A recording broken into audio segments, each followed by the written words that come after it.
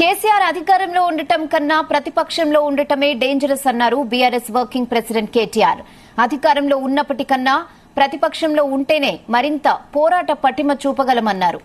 తెలంగాణ భవన్లో జరిగిన ఖమ్మం లోక్సభ సమీక్షా సమావేశంలో కేటీఆర్ ఇంట్రెస్టింగ్ వ్యాఖ్యలు చేశారు. అసెంబ్లీ సమావేశాల్లో తమ పోరాట పటిమ చూశారని, ఇకపై కేసీఆర్ అసెంబ్లీకొస్తే ఎలా ఉంటుందో ఊహించుకోండని చెప్పారు. సీఎం అనే 2 అక్షరాల కన్నా కేసీఆర్ అనే 3 అక్షరాలే పవర్ఫుల్ అంటూ కేటీఆర్ అన్నారు. ఫిబ్రవరిలో కేసీఆర్ ప్రజల మధ్యకొస్తారని తెలిపారు. పార్లమెంట్ నియోజకవర్గాల సమీక్షలు ముగియగానే అసెంబ్లీ నియోజకవర్గాల సమీక్షలుంటాయన్నారు. త్వరలోనే రాష్ట్ర జిల్లా కమిటీలను కూడా ఏర్పాటు చేస్తున్నామని కేటీఆర్ వెల్లడించారు. ఖమ్మం సీటును ఖచ్చితంగా గెలవాల్సిందేనని చెప్పారు కేటీఆర్.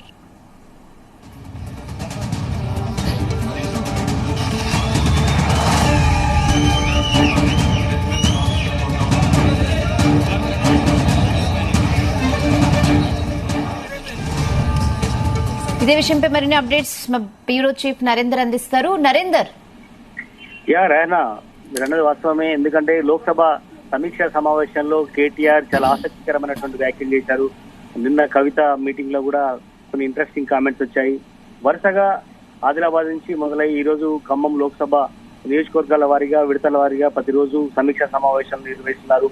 అధికారాన్ని కోల్పోవడానికి గల ప్రధాన కారణం ఏంటి, ఆయా లోక్సభ నియోజకవర్గాల్లో అసెంబ్లీ నియోజకవర్గాలు ప్రధానంగా ఎందుకు విమర్శల పాలైంది, ఎందుకు ఓటమి పాలు కావాల్సిన పరిస్థితి వచ్చిందనే అంశం మీద పూర్తి స్థాయిలో సమీక్ష నిర్వహిస్తున్నారు. ఈ రోజు నిర్వహించినటువంటి ఖమ్మం లోక్సభ సంబంధించినటువంటి సమీక్ష సమావేశంలో చాలా ఆసక్తికరమైనటువంటి కామెంట్ చేశారు. ఎందుకంటే గతంలో ఇప్పుడు ఉన్న 9.5 సంవత్సరాలు 10 సంవత్సరాలుగా ముఖ్యమంత్రి హోదాలో ఉన్న దానికంటే కూడా ప్రతిపక్ష లీడర్ గా ఉన్నటువంటి కేసీఆర్ డేంజర్ అని కూడా ఆయన వ్యాఖ్యానించారు. అంటే ఉద్యమ కాలంలో చాలా ఉద్యమాన్ని రగిలించాడు.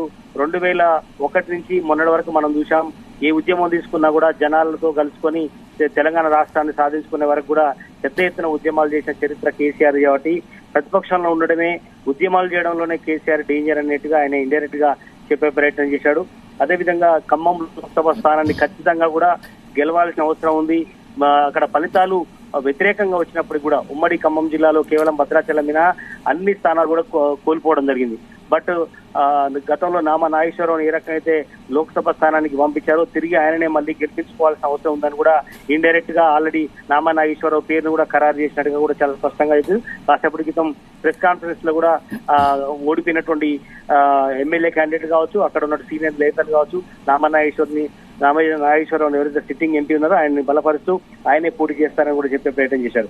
ఇక్కడ ఖచ్చితంగా ఫిబ్రవరి నుంచి కేసీఆర్ జనంలో తిరుగుతారు, తెలంగాణ భవన్ కు వస్తారు, ఇక్కడ నుంచి ప్రజల సమస్యలు వింటాడు అంటూ కేటీఆర్ కూడా చెప్పడం జరిగింది. అసెంబ్లీకి వస్తే ఖచ్చితంగా ప్రజా సమస్యల మీద, కాంగ్రెస్ పార్టీ ఇచ్చినటువంటి హామీల మీద ఖచ్చితంగా కూడా నిలదీస్తాడని కూడా కేటీఆర్ చెప్పే ప్రయత్నం చేశారు.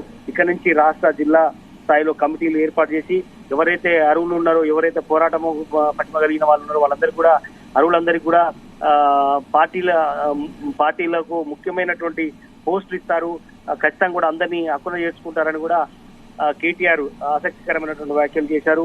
ఖచ్చితంగా రానున్న రోజుల్లో ఈ పోరాటాల ద్వారా తెలంగాణ ఏదైతే సాధించుకున్నామో ఖచ్చితంగా పోరాటాల ద్వారానే కాంగ్రెస్ ఇచ్చినటువంటి మాటలను, ఏదైతే హామీలను ఖచ్చితంగా నిలబెట్టుకునేలా ఉద్యమాలు నిర్వహిస్తామని కూడా చెప్పారు. ఇది ఖమ్మం నుంచి నాంది పలకాలని, ఖమ్మంలో కంపల్సరీ లోక్సభ స్థానం గెలుపుంచి తీరాలని కూడా ఆయన చెప్పినటువంటి సందర్భం. ఏదైనప్పుడు కూడా మొత్తానికి కేటీఆర్ కావచ్చు, హరీష్ రావు కావచ్చు దేశాన్ని నిర్దేశం చేశారు. ఈరోజు లోక్సభ పరిధిలోని అన్ని అసెంబ్లీ నియోజకవర్గాల ఇన్ఛార్జీలు, మండల అధ్యక్షులు, సర్పంచులు, అలాగే ఎమ్మెల్సీలు, ఎంపీలు కూడా హాజరైనటువంటి సందర్భం అయితే చూసాం. చాలా ఇంట్రెస్టింగ్ కామెంట్స్ అయితే చేసినటువంటి సందర్భం.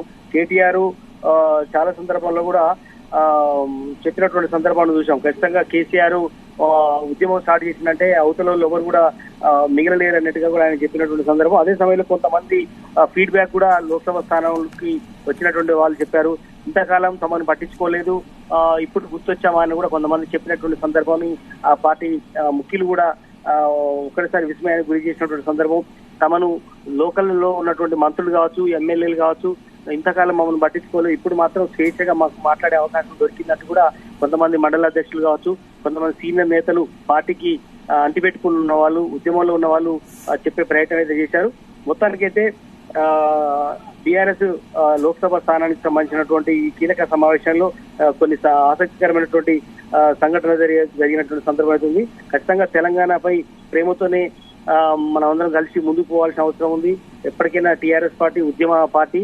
మనం ఖచ్చితంగా పార్లమెంట్ లో తమ వాణి వినిపించాలన్నా, గొంతు వినిపించాలన్నా లోక్సభ స్థానాలు అధికంగా గెలుచుకోవాల్సిన అవసరం ఉందని కూడా చెప్పినటువంటి సందర్భం. కొంతమంది రైతు బంధు కావచ్చు, దళిత బంధు కానీ, అలాగే మిగతా అన్ని విషయాల్లో కూడా బీసీ బంధు విషయాల్లో కూడా అనర్హులకు ఇచ్చారు, ఉద్యమకారులకు ఇవ్వలేదు అనేది కూడా కొంతమంది లోపల చెప్పే ప్రయత్నం చేశారు. మేనిఫెస్టోలో పెట్టినటువంటి రేషన్ కార్డులు, డబుల్ బెడ్రూమ్లు కూడా చాలా మందికి అందివ్వడంలో వైఫల్యం చెందారు. కనిష్ట భవిష్యత్తులోనైనా అన్ని మన కార్యకర్తలకు అందాల్సిన అవసరం ఉందని కూడా వచ్చినటువంటి సందర్భాన్ని చూసాం.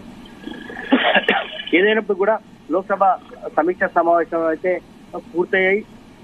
రేపు మరొక లోక్సభ స్థానానికి సంబంధించిన సమీక్ష సమావేశం అవుతుంది. ఈ రోజు అయితే లోక్సభ ఖమ్మం సంబంధించినటువంటిది పూర్తయినగా చెప్పొచ్చు. Okay Narender, thanks for the updates.